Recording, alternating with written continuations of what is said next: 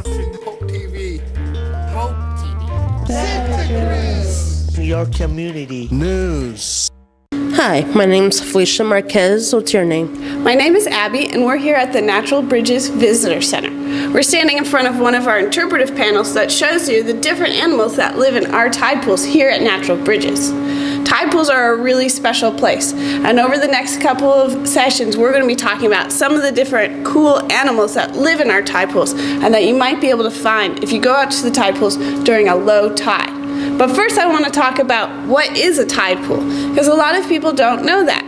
Tide pools are created along the ocean's edge in rocky substrates, and they are carved out of the rock, scoured by the ocean waves and by rocks churning around in tiny pools. And these pools create oases for these animals to live during a low tide.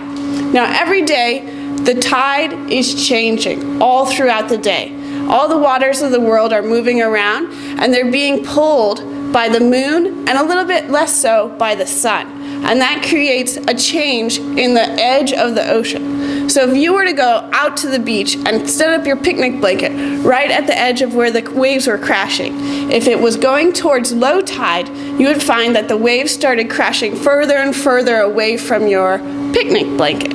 But if it was going towards high tide, your picnic blanket would soon be covered in water. And that's because the edge of the water is changing. So we have waves that are happening all the time, and that's energy, but the tides are actually a move of the whole waters of the world, and especially along shorelines we see that. So tide pools are especially cool because during low tides our animals are exposed, and you can go out and see the things that are out at the tide pools.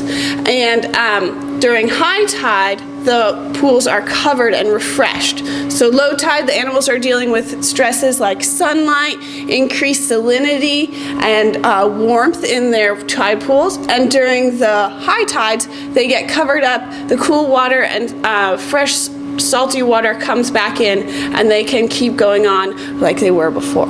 So hopefully we'll have more time to talk about some of the other animals coming up soon. At the Hope Thrift Store, we work hard to bring you clothes, shoes, movies, bikes, books, toys, electronics, furniture, and more. Oh! Come shop and donate and check out the Hope Thrift Store today.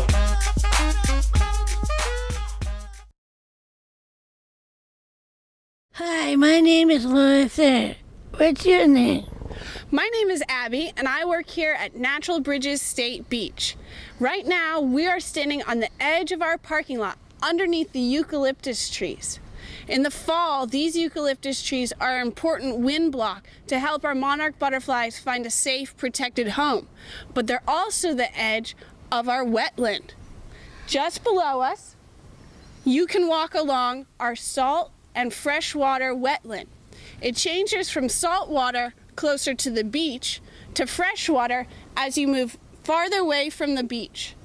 Moore Creek, a creek that runs from up the hill in Santa Cruz, provides a freshwater source for our freshwater part of our marsh. And as the salt water intrudes during high tides in the wintertime, it mixes, and the salt water and fresh water create brackish water, which is a mixture of fresh and salt water. A lot of animals use this habitat. We can see bobcats, we sometimes see great blue heron or green heron, grebes, lots of ducks. The egrets also love it, and even the raccoons hang around the edge looking for something to eat. If you come by here, take a nice quiet walk along the wetland, and it will take you right out to the beach and give you a perfect view of our natural bridge. Hey, that sounds like fun. Yeah, let's go do that. Good idea. Hope Services Amazing Amazing. is all in a day's work. Visit us on the web at www.hopeservices.org.